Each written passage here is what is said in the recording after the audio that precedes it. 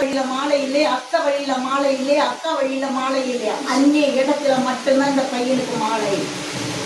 அப்ப அந்நிய இடத்துல மாலை அப்படின்னா குரு மூலியமாக தான் பெண்ணு பார்க்கணும். நீங்களா போய் பெண்ணு பார்க்க கூடாது, நீங்களா போய் இறங்கக்கூடாது. ஏன்னு கேட்டா அது சரிப்பட்டு வராதுன்ற அந்த ஜாதகம். குருவர் மூலியமா தான் பெண்ணை பார்த்து இதை கொண்டுட்டு வந்து வைக்கணும். இன்னைக்கு குடும்பஸ்தானத்துல பாத்தீங்கன்னா இரவுல போய் படுத்தா கூட தூக்கம் வராது. கெட்ட கெட்ட சொப்பனங்களும் மனசு அளப்பாஞ்சிட்டு இருக்கக்கூடிய ஜாதகத்துல பிறந்தவன் தான் இந்த லக்கணத்தில் குரு பார்வைப்பட்டான். எவனுக்கு ஆயுதங்களை கட்டி ஆயுதங்கள் 99 வரை ஆயுதங்கள் இருக்கு.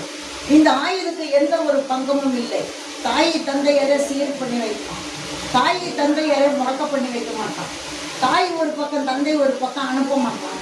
காவகத்தை கஞ்சி குடித்தாலும் கவலை இல்லாமல் குடிக்கணும் அப்படின்னு மனசுக்குள்ள எண்ணம் இருக்குது.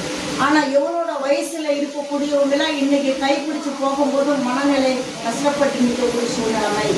திருமண வாழ்க்கை ஆகியிருந்தால் 2 குழந்தைக்கு திருமணம் தகப்பன் ஆகியிருக்கும். இன்னைக்கு சூழ்நிலைமைக்கு முடியலாத நேரம்.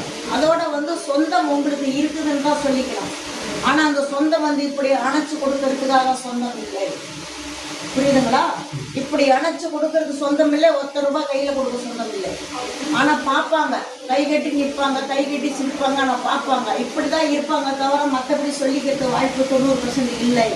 இன்னைக்கு எவங்களுக்கு ஜாதி இருக்கு, சமம் இருக்கு, சொந்தம் இருக்கு, சகோதரிக்கு சகோதரன் இருக்கு, அனைத்து பேருமே இருக்கு. ஆனா யாரு இருந்தாலும் எவனோட கிட்ட நிக்கணும், இப்படி நிக்கணும், கண்ணு தண்ணியை துடைக்கணும் அப்படின்றது வாய்ப்பு 90% இருக்கு. உங்களுக்கும் சரி, அவருக்கும் சரி, இந்த தம்பிக்கும் சரி, யாரா இருந்தாலும் சரி, அக்கா வழி இருக்கட்டும், மாமா வழி இருக்கட்டும், அக்கா வழி இருக்கட்டும், சித்தி வழி இருக்கட்டும், சித்தப்பா வழி இருக்கட்டும், எத்தனை வழிகள் இருந்தாலும் இந்த தம்பிக்கு கையை கொடுத்து தூக்கி ஒரு ஆள் இல்லை. புரியுதுங்களா? குலசாமியாகப்பட்ட கோயில்ல நீங்க வேண்டுதல் வச்சிருக்கிறீங்க இருக்கா? குலசாமி கோயில வேண்டுதல் வச்சிருக்கிறீங்க.